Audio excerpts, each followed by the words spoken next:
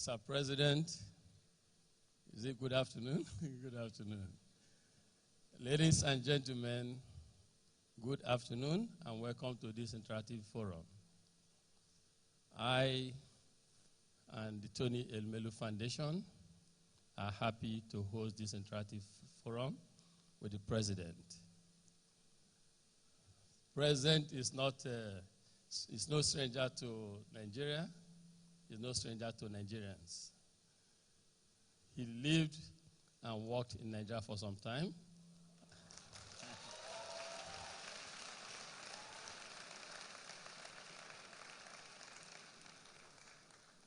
I was going to ask you, but let me now ask formally to join me in welcoming him formally back to Nigeria.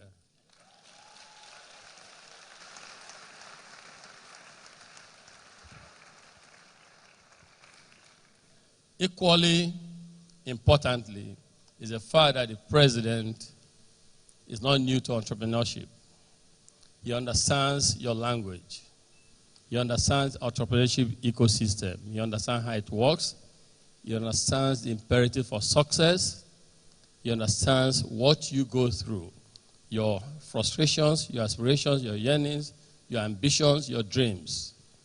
And he continues, since he became president, to work hard to support entrepreneurs in France and across the world, Africa in particular. In May, I think, or early June, I was opportune to be one of the global leaders he invited to Élysée, the French government house, to talk about technology for good, because he realizes the significance and importance of technology in shaping and improving humanity in the 21st century, especially in this age of artificial intelligence. At the forum, he spoke to all the giant leaders in the world today in this space. In my humble remarks, I did say, I thank Mr. President for putting me on the table to advocate or speak on your behalf, young African entrepreneurs. And more importantly, I did say that it should be technology for good and technology for all.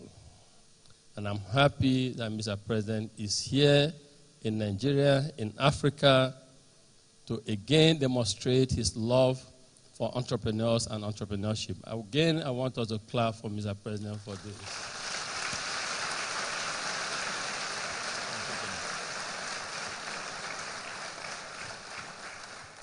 So you have here with us a president, a rare politician that believes in you. He believes in young entrepreneurs. He believes in your dreams. He believes in your aspirations. And he works hard to make it happen. President, you have here Africa's entrepreneurial talent.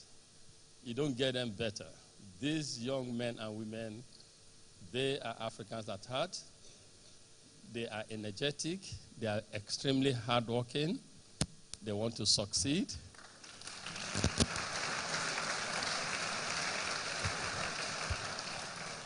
They know what their success means for Africa, but they are held back. And I hope that in the course of the interaction here and dialogue, and your visit this time, and also your visit across Africa, and your interaction with African leaders, that we can achieve one thing, and that is how to prioritize our youth, how to realize that the future of Africa belongs to them. I continue to preach and advocate that entrepreneurship, entrepreneurs, and those they inspire are the lifeblood of Africa's transformation. And you share this too.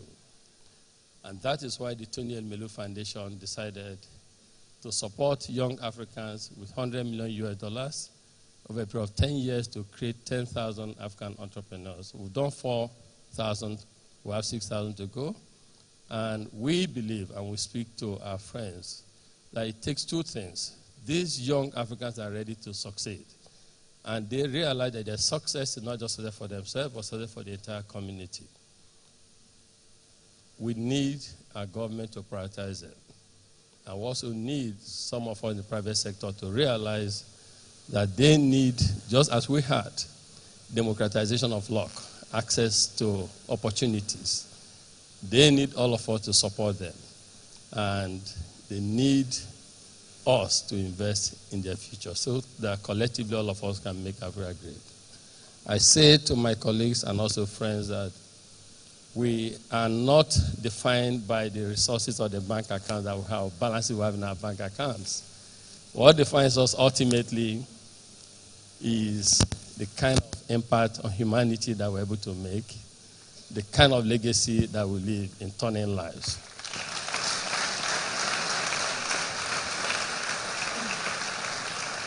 So I'm happy that you're here.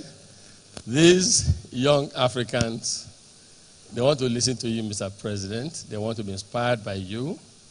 And we have them, Anglophone, Francophone, all in this room from 54 African countries. They like your story. They want to hear how you became president of France at the age of 39. So that they too can be presidents and even beyond that.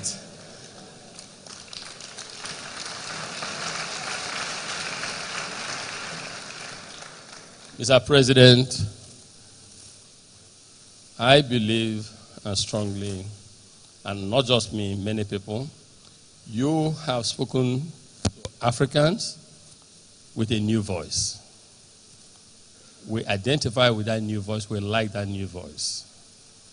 Today, I believe that this forum will be interactive and provide a unique opportunity for us to achieve a few things. One, it will be nice for our political leaders here in Africa to understand the potent powers, the importance of people we have in this room and those who are not even in this room, because our demographic structure, we have over 60% of our people who are under the age of 30. And two, we also like France and the rest of the world to know that in Africa, 21st century, there's a lot more about Africa than Africa that they used to know. We have new narratives on Africa. Hopefully you hear it today and beyond. And also, Africa is now a home of opportunities. We want the world to see us as a continent of opportunity. So, Mr. President, we like your voice, we like your tone.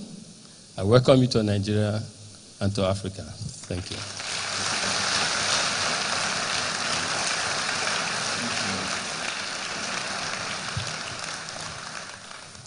Thank you very much, Mr. Chairman. Ladies and gentlemen, I'm very happy and honored to be here with you. I recognize some friends in this room. I don't want to deliver a long speech. I think it's much more, an interaction. But let me just convey a few convictions. The very first one is about Africa. You just told it, Tony. Things are changing. And Africa has some new leaders arriving, decided to totally change and reframe the whole continent. But Africa is young. Young. In this state, 2/3 of the population is under 35. Yes. In Lagos State. And this state is just the 5th economy of Africa. Just Lagos State. I don't even speak about Nigeria. And these young people, this new generation, has a lot of responsibility and opportunities to build. And indeed, what I want to build with you is this new narrative you mentioned. It's obviously to work from a political point of view on all these security and defense issues, which are absolutely critical to Africa. But as well to build through entrepreneurship, economy, digital, culture, sport. And we were yesterday at the shrine exactly for the same reason.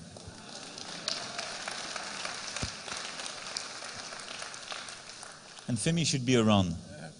Femi Kuti, are you here? I think he's an entrepreneur. Femi, where are you?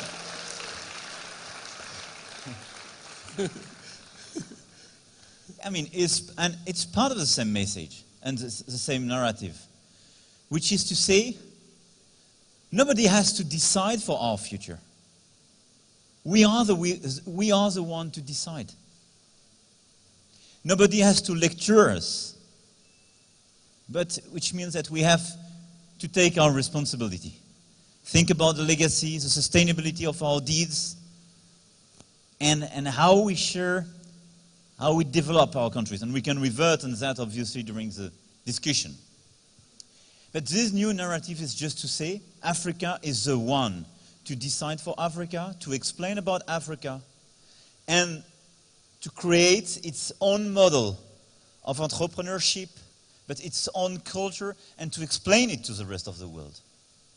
And not just to be part of a globalization whose adjustments were always made despite of people in a certain way. So this new narrative is to be built now. And I do believe it's your responsibility. And I do believe it's good for Africa and it's good for France. Because if Africa doesn't succeed, France and Europe will never succeed on the long run.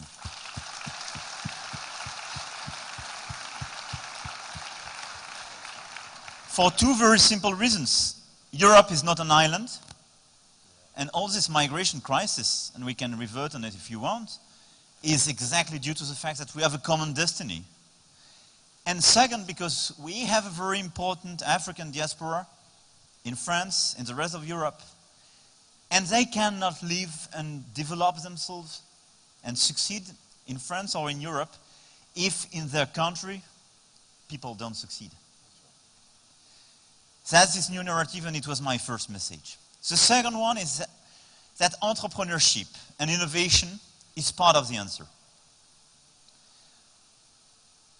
It's part of the answer because that's the best way to access to responsibility and to change everything when you are young and you want to do it. Innovation is just about change. Smart people, when they are in charge, are obsessed by innovation because they want to reinvent themselves. But new people, young people, should be obsessed by innovation because this is a way to access. This is the only way when you're not a player, not an insider, to enter into the game and to succeed. To disrupt the insider, to become part of the game. Innovation is just about how to invent or reinvent something which can succeed, make your life better, and the life of your family and people around you better. And I mean, there is no cap for innovation, except the one you have in your mind. There is no cap. Innovation is just precisely all about how to create and at the same time to destroy past activities when it doesn't make sense. But how to create new things, new perspectives, and provide new opportunity to young people. I mean, if I'm here today, it's just because I wanted to change a lot of things, and I decided to innovate and take my risk in political life. I never asked for the permission to do so.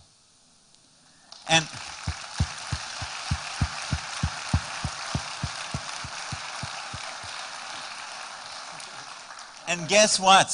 Even when I tried to get some advice from the insiders of this game, the first advice was, you should wait a little bit. Wait a little bit. At a point of time, it will be for you. But not now.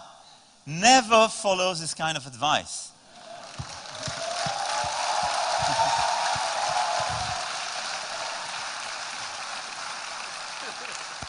So, if you want to do it, if you want to change this world, if you want to change your country, if you believe in your innovation, in your project, just make it feasible, just create, just dare, and just do it right now.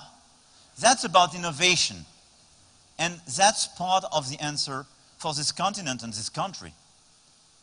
You have massive young people. And part of their future will be through this innovation. And that's why we decided to launch this Digital Africa initiative which means to create a sort of African platform for digital. And not to explain people, to lecture people what they should do. I mean, I'm not the one to have definitely the best possible idea for Nigeria or Lagos. I mean, some entrepreneurs had some of them, and it seems that even crazy ideas are becoming reality. So, I mean, it's good. I saw the island just in front of the hotel. But you are the one to have the right decisions and the right ideas for your country, for what is good for your people, which kind of innovation could succeed, which kind of innovation could find its market. So Digital Africa is precisely this platform where we will connect. So you have here, and that's a website. And so, thank you. It's part of the advisory board for Africa. And I'm carrying like this. it's just a bag, but it's bag, ideas, and money. And what we want to do is to connect people and to allow people with ideas and innovation to scale them. Because a lot of things are a question of scale.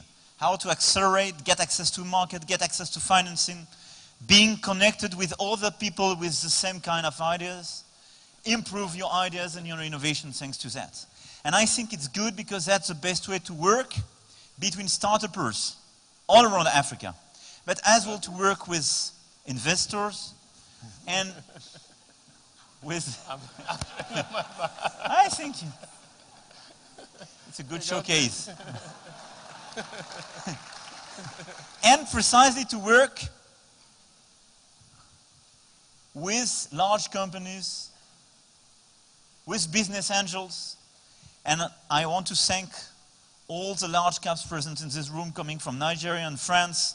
Some of you made a long trip to be here, and I think it's very important because for me, these large corporates, these large foreign corporates, some of them work already with you, but a lot of them... Like Total. Yeah.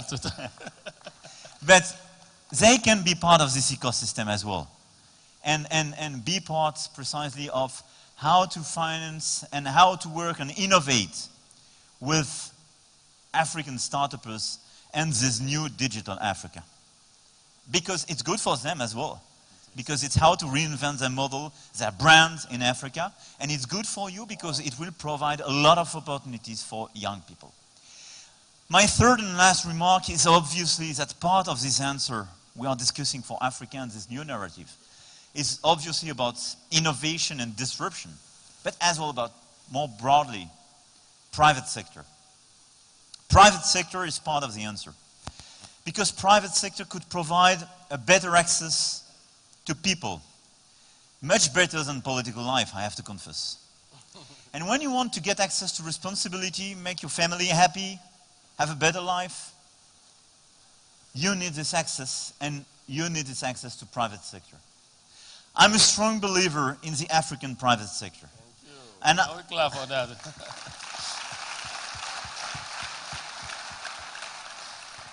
Because I think that's the best way by African business people, for African people, to change the continent and change the countries, and to make it for people, and not for foreign business, with foreign business, despite of your people. Even if a few people can make their profits with the classical players. I think the unique way to succeed is to have a strong private sector on the ground, being developed here, because this is the only way to have an inclusive growth, which means to have an actual growth, a sustainable growth on the ground, to build middle classes in the different countries. These middle classes will buy a lot of products which will allow other African players to develop their business and create new businesses, which will be the only way to have a sustainable political life. Because when people get access to jobs, to better life, I mean, the political life is totally different because the whole society is much more inclusive. And it's part of this African success. That's why we launched another initiative for African private sector, which is the fact that we decided to invest 1 billion euro, which means 500 billion naira under your control, in the African private sector through the French Development Agency. That's him, Remy. That's him, yeah. Exactly. Through the French Development Agency, which is part of Digital Africa as well, obviously, and different French structures. And we want now to gather a lot of other players, a lot of African and European tycoons, business angels, and business players to build this platform, to develop, leverage, and accelerate private sector in Africa. That's it. I don't want to be longer. I will answer all your questions, but that's the three messages I wanted to convey for you today. I believe in this new narrative, in innovation, and in the private sector. Thank you, Tony. Thank you so much.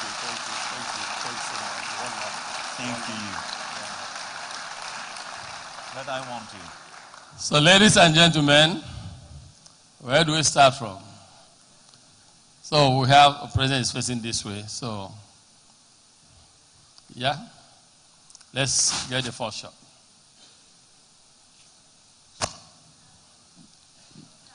We can't hear you. You tell us your name, your organization, or your business, and your country. Then you ask your question. You can have this. Good afternoon, Mr. President. Good afternoon, Mr. Elumelu. My name is Princess Adeyinka Tekena. I'm the founder of Happy Coffee.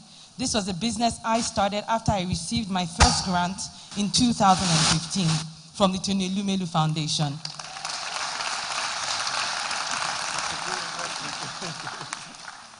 It will interest you, from my studies, I found out that there is a new trend of populism growing in continental Europe.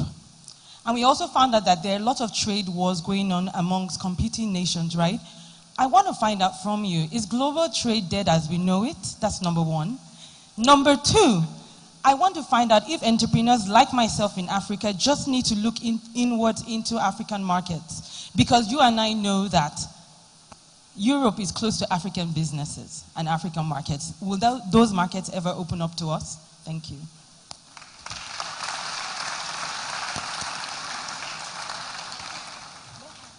I mean, your first question is a very complicated one, but it's true that today you have a rise of extremisms, but not just on the economic side. What you call populists is in fact a lot of extremes. And you have indeed what we definitely should call a beginning of a trade war between some developed countries, largely triggered by the US decision. If you look at the roots of these different features and phenomena, I think I could tell you that it's due to anxiety of middle classes in Europe. Let me explain. I think we made a mistake, a collective mistake during the past decades. We developed a globalization made for everybody, because when you look at the figures, we decrease poverty and inequalities, by the way, at the scale of the planet. At the global scale, this globalization was positive. But you had a big acceleration of this globalization in terms of free trading movements, and you have much more financialized and digitalized globalization. And the consequence of this new phenomenon in acceleration, concentration of wealth on the 1%, the top 1% of people. And in Europe, everywhere, those who had the feeling, in Europe and in the US, by the way, so in all the Western world,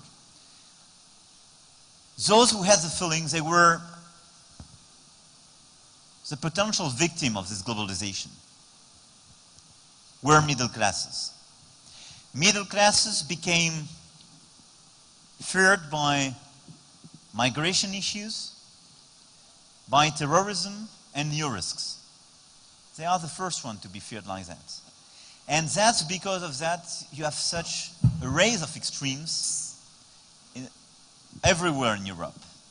And this push coming from some governments and some people to say, now we will build walls and we will close everything. Obviously, it's not sustainable. But they use it, they manipulate this anxiety, which means that we have to fix the situation. And I can revert on it during the discussion if I have other questions on migration. I have a strategy for that. But this strategy is not just to build a wall. But we have to listen to this anxiety coming from middle classes, which means that if we want on the long run to fix it, we need to provide this new narrative. We need more Africans to succeed in Africa and more Europeans. And we need more Europeans to have a positive view about Africa. The lose-lose game. The lose-lose game is to have extremists in Europe playing on fears and sometimes on racism and saying African people are losers, they want to invade us. And is to have African people saying it's impossible to succeed in my country. I have to reach Europe, even taking the most crazy risks. And, by the way, making smugglers richer and richer. That's a lose-lose game. I do believe in a win-win game, which is to say, let's help Africa to succeed. Let's provide new hope for African youth in Africa. And let's explain European people that it's part of the same story and the common destiny, and increase common circulation and cross common experiences. Trade is part of it, and trade war has the same trigger. Middle classes in America thought they were the first victims of globalization because it destroyed jobs in industry. And I think trade war is a bad answer. Is how to close the countries and how to build new tariffs, new barriers. You will increase costs, kill jobs, and it doesn't fix the issue for middle classes. So I do believe that we can build something much more, I would say, inclusive for middle classes in Europe and in the Western world. You can explain to your people, we can refound this globalization to have people succeeding and taking their part of the success, which is the best possible answer. To address your third point and the end of your question, I do believe that we will manage basically to fix at a point of time this trade war. I think that's a necessity and the interest of everybody. And that's why I do believe that's the right perspective for African entrepreneurs, for European entrepreneurs, is to pursue precisely this cross-market experience, this access to other markets, and this trade developments. The new generation of trade developments should be more respectful about social issues, environmental issues, and obviously, new trade opportunities will not be allowed if it's just to take opportunities in a country without taking care of the people. But that's why I do believe that entrepreneurs like you in your sector obviously have African perspectives, but European perspectives as well. Because first, if your business, I'm sorry, I didn't test your product, but if the product is good, it will succeed. But we will open access for people like you. Come. We will open access for people like you. And if you provide a positive image, a positive brand, and it seems to be come.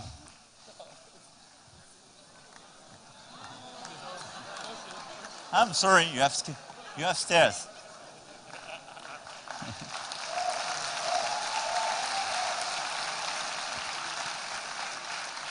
So what is your product? So 17 states in Nigeria can grow coffee. Only 2 are growing presently. I work with farmers in Taraba to ensure that an average Nigerian has access to locally grown coffee. We need to rejuvenate our farms, and we need to create new farms for the future.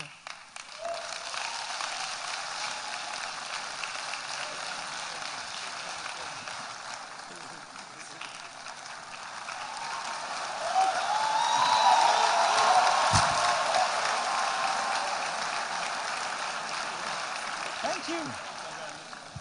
And this business makes sense. I didn't taste the coffee. I will. But it makes sense because it provides opportunity here for farmers and jobs.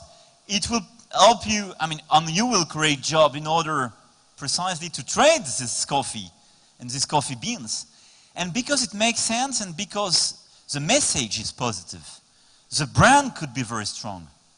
And I don't believe one says that an innovation or a brand could be successful if the message and the values don't make sense. And that's why you have a lot of trade opportunities in Africa and in Europe because of that. Because it makes sense. And the problem we have in a lot of countries, it's true for Europe as well and in France. Sometimes we develop some sectors, some business with arrangements with our values. We have to change. We are changing. We will help these companies to change. You will succeed, I'm sure. Thank you. Clap again, please, for this. So let's hear from this segment.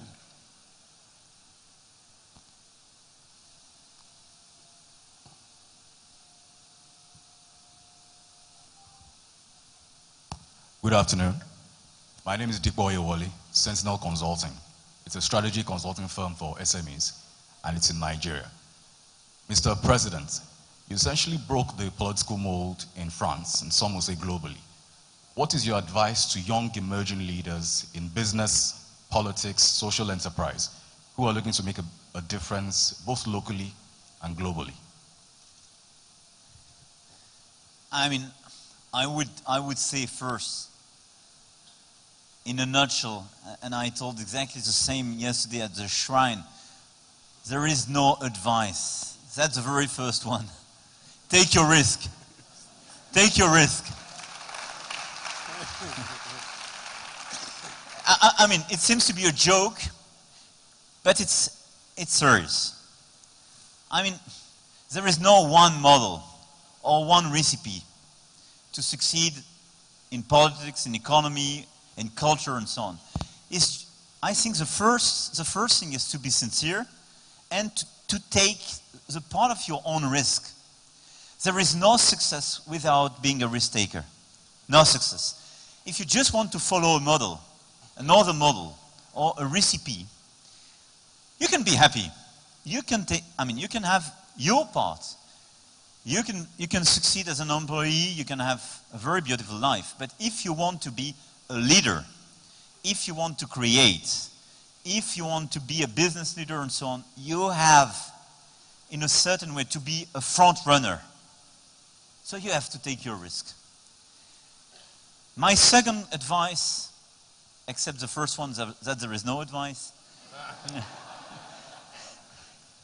would be never stop at the first failure.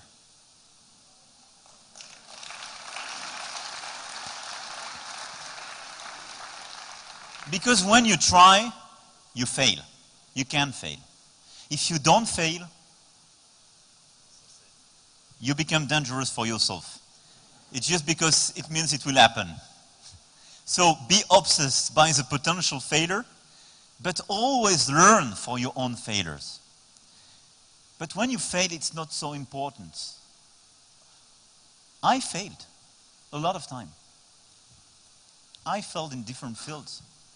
I didn't want to become a politician. I didn't want to even become president. It's just, I think the main reason is probably first because I learned from my failures, and because too many people told me it was impossible.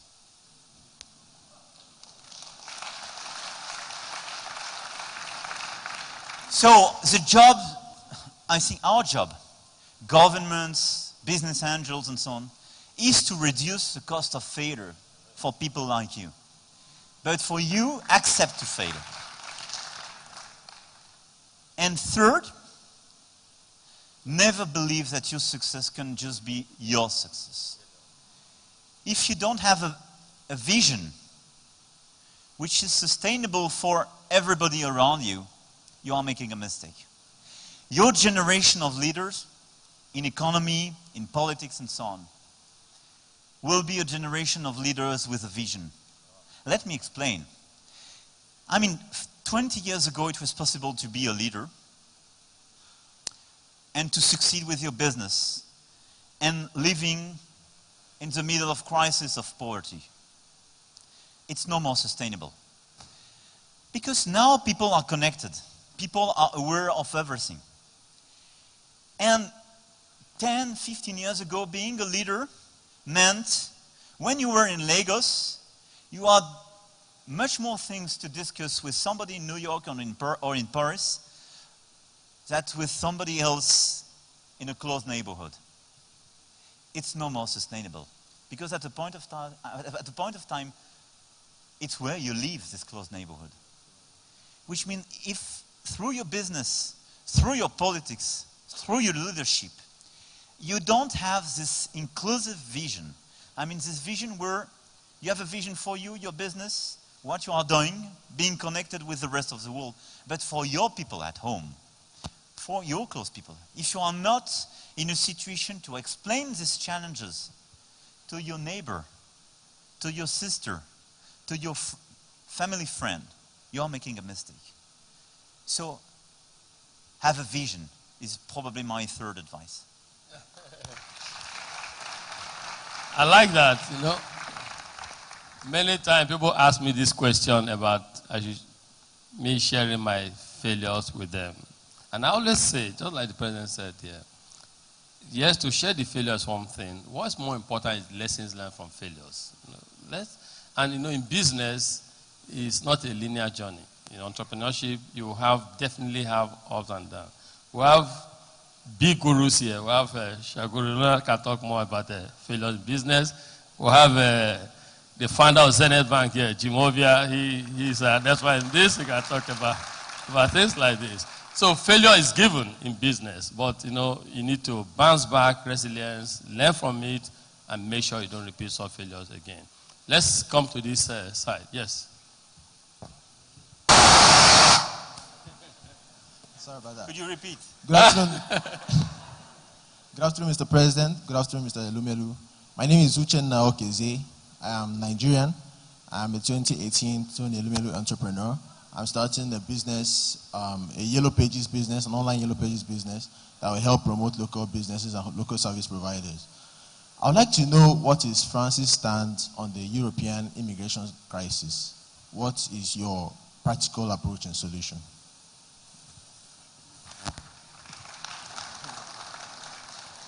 That's a huge issue. Europe lived 3 years ago a first wave of immigration coming from Syria, Afghanistan, and this region, with a lot of people leaving their countries because of war, and they get asylum in Europe. It created a lot of tension because it's something to get more than 1 million people arriving in Europe and being protected, but that's a pressure, and it created some tensions like your colleague described them. Now, what we see and what we are experiencing is a new wave of immigration coming largely through Libya from Africa, and another one coming through Morocco and Spain from Africa as well. Let me say first that we should not mix everything. And I want to make two precisions.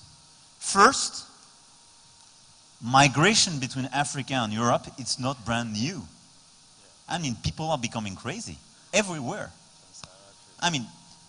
For decades, we've been migrations between our continents. For decades. And our job is to integrate people, and where my country probably failed a little bit is because of a lack of political energy and a lack of development, collective development, and we will discuss that with a lot of some private sectors present in this room precisely.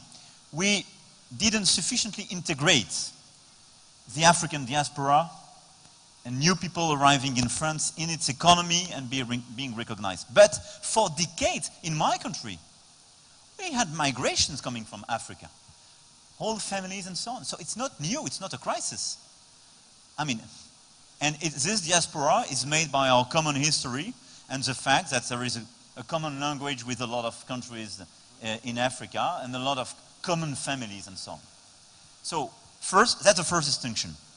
Let's stop with these crazy ideas. Migration in its own is a bad idea, or it's just a crisis. It's a global phenomenon. It always existed, and we have it. The second point is that when you speak about migration, I don't like the word, because first you speak about people. People who took a lot of risks through the desert or the Mediterranean Sea, losing their lives, living in very difficult situations, spending months, not to say years, in camps, being exploited by smugglers. But we have a distinction. Some of these people are eligible to asylum because they are in war in their country.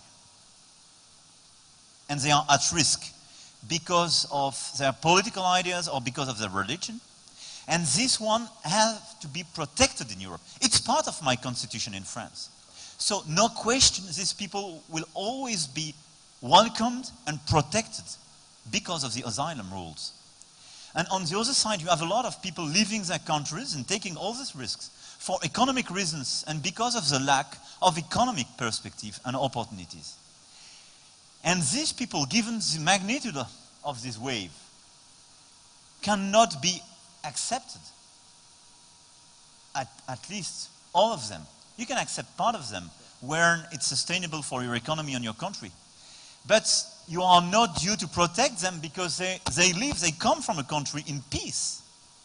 And if you look at the migration crisis, as we say, i.e. this new wave, which is diminishing, by the way, the peak of the wave was last year.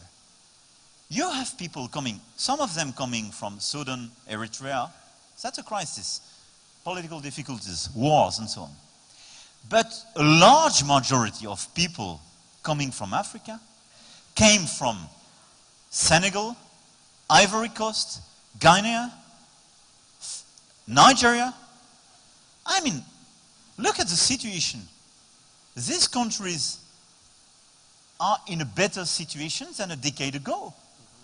And people who are leaving their countries are not the very poor people of these countries. They are very often middle classes, low middle classes, where the family can pay in order for them to pay the smugglers and go to Europe. So in Europe we have crazy representation, crazy visions about that, because we mix everything. But what we have to do is obviously first to fight against smugglers. That's my top priority. That's what we do in Sahel. That's what we want to do with Libyan government. That's why we have to fix the Libyan situation, to stop that. And to work with all the African countries to fight against smugglers, because they are the ones to live from this crisis. And because the smugglers are closely linked to the terrorists. Where are the smugglers? Precisely in all these regions where you have Boko Haram, ACME, and all these crazy guys. They live with them. But more than that, the roots of this new wave, and the fact that these people came from the countries I mentioned, and not the very poor country without wars, is due to the fact that there is a lack of hope, a lack of opportunities. And for me, the in-depth, the sustainable answer is not just security and work, and it obviously is this work against smugglers, but that's a work with the different African governments and African Union to build a better future for this new generation. And what does it mean in a nutshell? First, we have to deal with demography. It was a taboo till now. I spoke about that 1 year ago. It was a huge scandal, especially in Europe. It was not allowed for a European leader to speak about demography, birth rate in a lot of countries.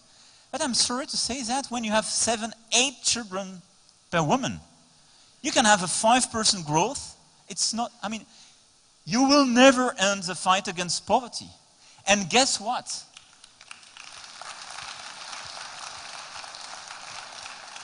And a lot of people tried to tell me, my friend, it's part of the African culture, you should not say that.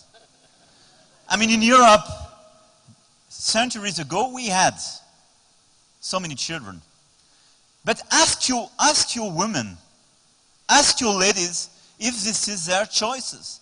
If this is their free choices, I'm fine. But when this situation is due to forced marriage, when this situation is due to the decrease of education for women and girls, it's crazy. It's crazy. And that's why you have very, very bold leaders in Africa today. I mean, President Issoufou in Niger, for instance, he fought against forced marriage. He invested a lot on girls' education. That's the very first pillar to me. I multiplied by 10 our investment on girls' education in Africa.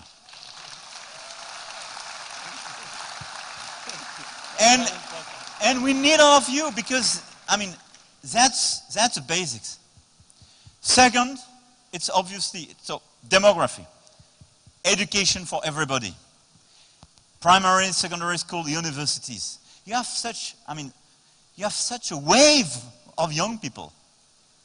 And a lack of universities. A lot of these young people, a lot of what we call these migrants, are just people in a situation not to go to universities in their country.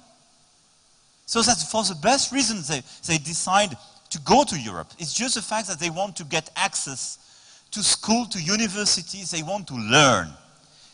The investment in education is very important. That's why we worked with President Macky Sall. And we increased together with a lot of commitments coming from all over the world for education, and especially education in Africa. Third, it's economic opportunities. It's business opportunities. It's involvement of private sectors. A lot of these people just want to get access to jobs and to live.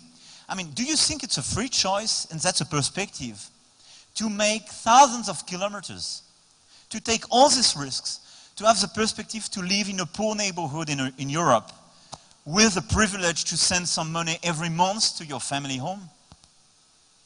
It's crazy. Those who think it's a privilege are just crazy. What these people want is to succeed in their country. And they want to have the opportunity to do so. That's the actual solution. That's my view for that. It's a long-term perspective, but where we have to resist to emotions and short-term emotions. We have to resist to protect and get this message understandable for European middle classes to avoid a new gap. And we have to work with African governments precisely to win these different battles.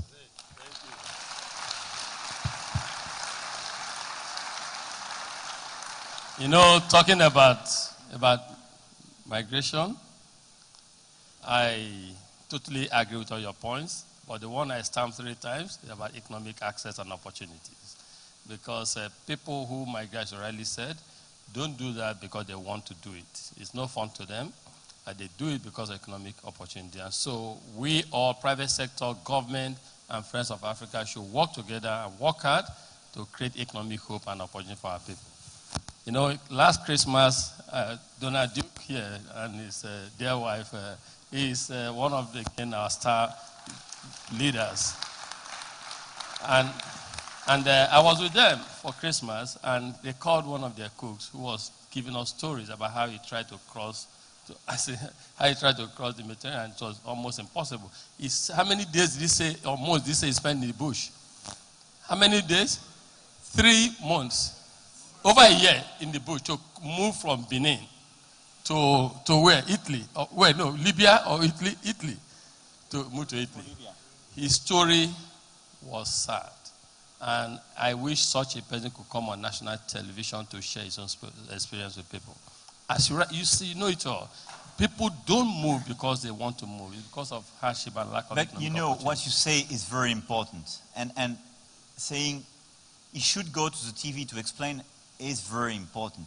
I mean, it's difficult or always biased in a certain way for a European leader to say that.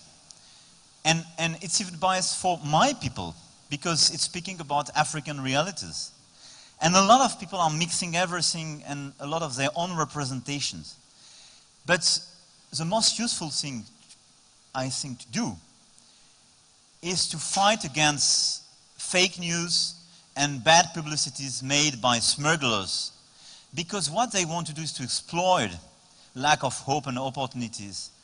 And they want to make themselves rich, that's the only point, by providing stories and crazy stories to these young people.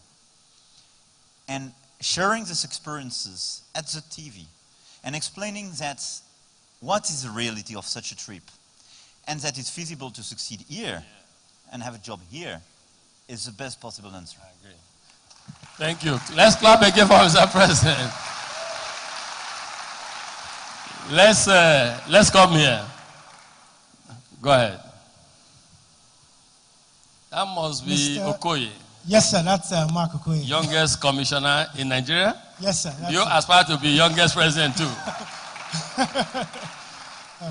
Mr. President, Mr. Chairman of Tony Elumelu Foundation, Take the microphone. distinguished ladies and gentlemen, my name is Mark Okoye. I'm not a TEF entrepreneur, but I'm a TEF admirer for what you've done on the African continent in the areas of business and in the public sector, and in the private sector. But I share a few similarities with Mr. President. He used to be an investment banker. I was an investment banker. He took risks. I took a risk at 25. I went into public sector. By the time I turned 30, I was made the youngest commissioner appointed by Anambra State Governor, Governor Willie Obiano. So, sir, my questions are as follows. There's nothing too much on the policy side, but just to get to know you better and to get some insights of your story.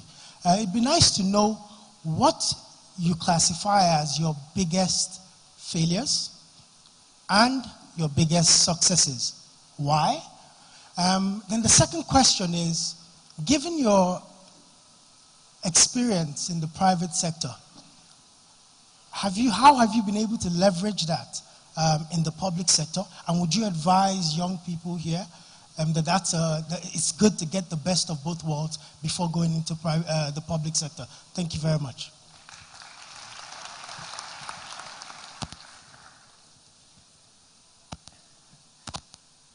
It's always difficult to be lucid on yourself and to be in a situation to say what your main failure could be at a point of time. But I experienced some of them. I first wanted to become an academic. And I failed at the very beginning to do so. And it was probably a chance and an opportunity, because it pushed me towards some other perspective, and I became a civil servant.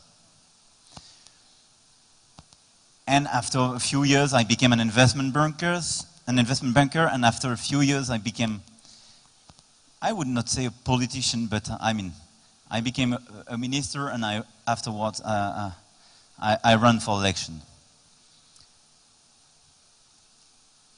I think these very first failures, not to get access to my first perspective and what I had in mind, made me stronger. Because it pushed me to reinvent something else, to try again. And as I told to your colleague, not just to be, I would say, the hostage of my own failure, and obsessed by that. And I think my main success is probably what I did right after. Your main success are those you don't see. But the fact that from a private point of view and a professional point of view, I reinvented right after what I wanted to do. And you can see this actual success just on the long run. This a big success is not just an election. It's what you built before. And the consistency of what you built before. Consistency of what you built before. Because I have to say, my main bet when I ran for elections in France was I always made the assumptions, and I'm deeply convinced that people are smart and see everything. And a lot of classical politicians were used just to convey classical message of the party, I would say, to our people. And French people were perfectly aware of the situation, of the fact that the classical political life was framed in a crazy, following a crazy way. And they see when you are not sincere. And I think that's the case for all the people. When you have a lack of sincerity, when you don't build your own approach, your own proposals on a sincere basis, at a point of time, people can see it.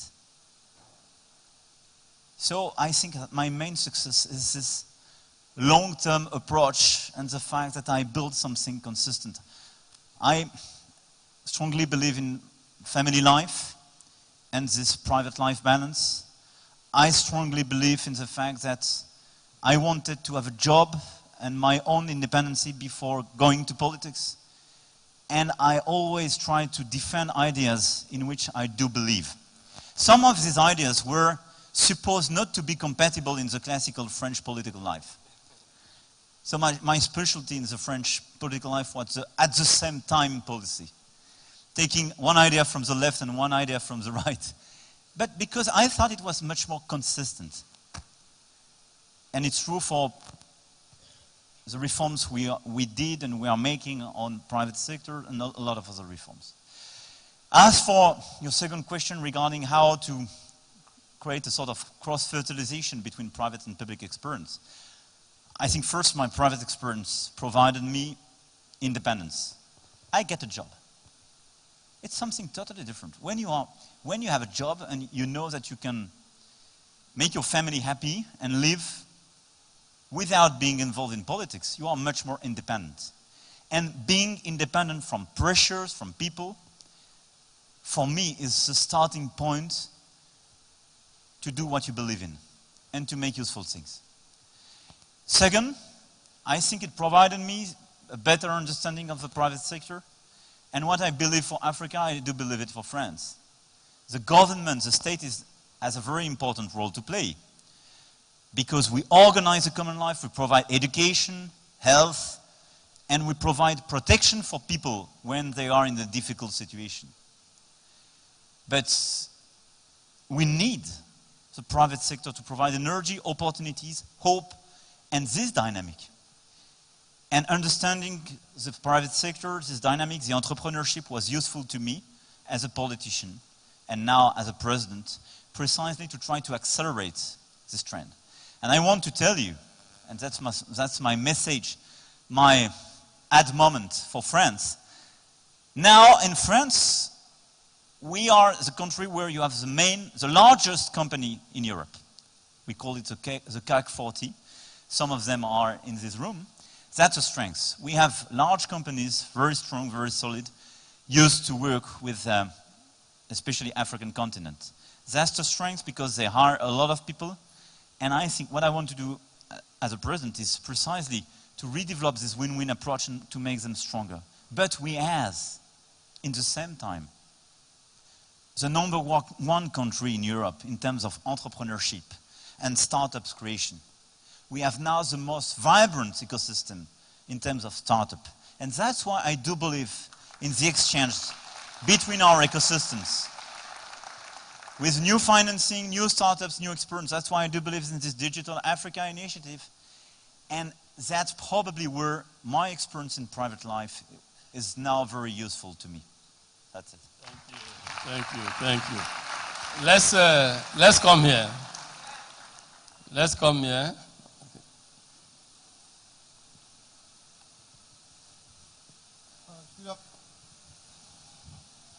Hello. Good afternoon, President Macron. Thank you very much, Mr. Elumelu. My name is Chris Kwekowe. Just after I turned down a job offer from Microsoft in 2015, the Tony Elumelu... From where? Nigeria. Okay. Yeah, so I was saying just after I turned down a job offer from Microsoft, in 2015, the Tony Elumelu Foundation was the first body to give me a note of approval, so I am forever grateful. That being said, my question is, for very long, I mean, we've seen that foreign aid, right, isn't, at the end of the day, a sustainable tool to finance economies across Africa. My question is going to be the fact that, you find out that young entrepreneurs across the African continent actually care a lot more about access to trade. How are you and your government facilitating this process? Access to trade. Yes. Access to trade. Access to trade. Okay. I think your issues are trade and finance, because you spoke about financing. And I think your challenge, and correct me if I'm wrong, Tony, but is access to trade. I mean, access to all the markets and access to finance. I mean, first, when you are a Nigerian entrepreneur, you have a big advantage. Your market is huge. Your market is huge. And if you don't get access to market, I mean, I'm sorry to be blunt, but it's the story of your politicians. I mean, that's the job of your government. Where are the politicians in the room? No, but Senator. that's the whole story of the government and politics. It's just that you should open the markets for new players. But that's a big issue everywhere. In my country, in Europe, in some segments, in some economic sectors, people say, I don't get sufficient access to this market because the old classical players just captured the market and made the regulation for themselves. So, first, your first market is a domestic market. Your domestic market is huge. I don't exactly know for your sector, but let's check if your market is totally free in terms of access, and if you don't have sort of over-regulation just dedicated to protect existing player. I mean, it's never good on the long run to over-protect existing player. Why? Because I do believe in the fact that you can accumulate success, money, and capital when the cause of this accumulation is innovation. Because it's your own merit. But if you accumulate profits because of a regulation and monopoly and so on, at a point of time, it's not acceptable for your people. Because it's how to divert regulation. So that's the first point in terms of market access. Second, I think what you need to have a better access to your regional markets is regional integration. I'm a strong believer of ECOWAS and market access and an actual regional approach. Obviously, Nigeria is a big champion in ECOWAS. But I think for young entrepreneurs and young leaders, ECOWAS is a good opportunity. And I think that's where it's good for us to work together, because all your neighbors, or quasi-totality of your neighbor, is Francophone. And they have now to work to make business in English. You have to make business in French, but you have to make this regional integration real. And I do believe in an ECOWAS where obviously free markets, free trade, free circulation, much more integration. It will be the decision of your government. But as far as I understood, sometimes there are some reluctance about that. And the key drivers of this reluctance could be pushed by those whose interest is a vested interest and largely to get the monopoly in the country. It's not good for the country and for you. And I have to say, some countries of ECOWAS, have a currency closely linked to euro, and especially the old franc français, the franc CFA. And I told them, I think if you want to change that, I'm ready to do so. I'm open. Because for me, this regional integration, at a point of time, will go to more integration, market access, and probably a sort of common currency in the whole region. We have to change the rules. We have to accept these ideas. For a lot of countries in the region, their main interest is in the region and not just directly with Paris. I mean, it's the old fashion. And third, access to trade opportunities beyond, i.e. in Africa and in Europe, is a question mentioned by your colleague. I think to get market access, you need peace and stability. That's what we work on with a lot of governments. Second, you need a framework, and I do believe that what African Union decided in March in Kigali to launch this new initiative for free trade is a very good one. It's a very bold and very good one. And I think the more we can build common access and fair trade, the more we can do. But I want to insist on that for trade. I believe in openness, but on fair openness, which means you have to take into consideration social and environmental issues. And at the end, you have the financial constraints for an entrepreneur like you. You have a big chance in Nigeria because you have a lot of successful people. You have business angels. It's not the case in a lot of countries in the region. It's not the case. And you have people like Tony believing, and a lot of these leaders present in the room, believing in their ecosystem and investing in startups, in innovation, and in the country. And I want to thank them because what they do, it's not just for themselves an investment. It's for the country, the region, and for all of us. You need to scale, which means that we have to develop a financial ecosystem in the region as well, i.e. to encourage the development of VCs, of long-term investors. And what I would like to do through Digital Africa and our initiative for private sector is to participate with you to structure and to frame the financial ecosystem of West Africa, which is a necessity. Let's clap for that. Let's clap. Have you noted that?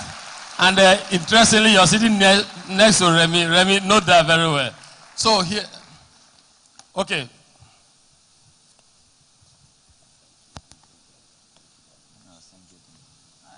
Good afternoon, Mr. President. Good afternoon, Mr. Elumelu. I'm Josiah Oluwole Fisher from Nigeria. I'm not a Tony Elumelu Foundation alumni, but I'm a UWIN. It's a government-funded initiative. I'm one of the winners for 2017. My question is this, based on my experience, that Mark Zuckerberg wouldn't have achieved all he's done today if he were in Nigeria. Yeah. So my question directly now is this. What is your advice, or how will you advise Nigerians to achieve their technological dreams in spite of so many challenges? For example, you mentioned innovation, government intervention, you mentioned access to funds. As a UWIN enterprise winner, since March, we've been given the training, but no funding yet. Electricity and other things. So what would be your advice? How youths and Nigerians can achieve their technological dreams in spite of so many challenges? And what did Mark Zuckerberg say here? No, you said that Mark Zuckerberg would not have succeeded if he were a Nigerian. How can Nigerians succeed? Take it one by one. Look, I addressed some part of your question, but let me share a conviction. We spoke about migrations. We spoke about very bold people, and when you speak and refer to precisely the American innovation ecosystem, you speak about a lot of people, and they were, not all of them were not totally Americans. Just for you to bear that in mind. It seems that Steve Jobs came from a family of Syrian refugees. So, it's just your nationality is not part of your ability to succeed. President, can you repeat that? I'd like us to listen to that again, please. What you just said now. No, my point is to say, it's not your nationality and your ID which will say you can succeed or not, except if it's in your mind. So, I don't know your peculiar situation, and I'm not here to make an arbitrage between the government and Nigerian entrepreneurs.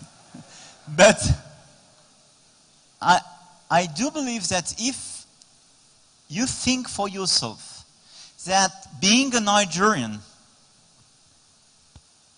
makes you, in a certain way, unable to succeed, you will never succeed. Whoever you will be. Whatever your idea will be. Because precisely what you have to promote, what you have to do if you want to succeed, is to take this part of risk. And I have to say, precisely because you are a Nigerian, because you dare, you can become one of the greatest success of the upcoming century, because it's probably more difficult than in the United States. But to be clear with you, it's true that when you start as a startup in Nigeria, the preconditions, the ecosystem, is less favorable than in the US on Silicon Valley. You're right. You're right. But if you succeed given this condition, if you dare, if you fight, if you don't persuade yourself that it's impossible because you are a Nigerian, if you found allies, partners, financiers, if your ideas is the right one, and you succeed, I can tell you, you will be such a role model that you will convince a lot of people in the region. And Mark Zuckerberg or any other startups or leaders coming from Silicon Valley will not be the star here. You will be the star. Because you will be in a situation to embody that. So please, what I want to do is not to export my startups. I'm not teaching you or lecturing you saying, I want my startups to become your role model. What I think is good for Africa and for you is to build your own role model. So I have another way to answer your question. Mark Zuckerberg will never become Nigerian. And you live in Nigeria, and Nigeria has to succeed. So please, just invent the new Mark Zuckerberg being Nigerian, Senegalese, Malian, and so on and so on. That's what Africa needs. No complex. Ladies and gentlemen, just one last comment, just 30 seconds, because the President has been standing. It's been a long day for Mr. President. Mr. President, we have one of our prides here. We have Jim Ovia, the founder of Zenith Bank, a great entrepreneur. Jim, say something. You have the floor. Take 30 seconds.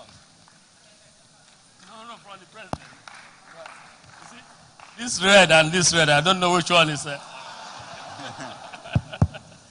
Your Excellency, Mr. President, we feel so glad that you are able to come to Nigeria to inspire our youths. I know when I spoke to my brother Tony and he told me about this wonderful idea, I said, look, I'm not a youth, but he said, no, I should come. You look like one. I said, I'm truly not a youth, I'm more like a father or a grandfather. He said I should come. And I feel very happy. I would have missed a lot if I didn't come. You are very inspirational, and I have to thank you so much for coming to inspire all of us. And I have even more ideas from what I've learned more by coming here, so I can also help to empower others. And Tony, thank you. Tony himself, the founder of Today Elumelu Foundation, he's a brilliant young guy, very brilliant, and we are extremely, extremely very proud of him for participating and coming up with brilliant ideas that will empower so many youths in the country. And hopefully some of my children will register this Tony Elumelu Foundation. So thank you so much. Thank you. Thank you. Thank you. What? Mr. President, 30 seconds, okay? Okay, go ahead. 30 seconds. 30 seconds. Hello. Hello, Mr. President. I'm a Tony Elumelu entrepreneur from 2015. I'm from Sierra Leone. My business uses drones to monitor construction projects. It's very good to hear the news of the AFD investment in African entrepreneurs and you raising that amount to $1 billion. And I would just like to say thank you, Mr. President, for making this commitment. And we look forward to working with you. Thank you. Thank you. Good. Remy, perhaps just to explain.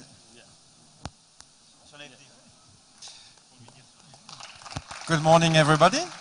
Pleased to be here with the President. Just to tell you that we will sign with Tony an agreement right now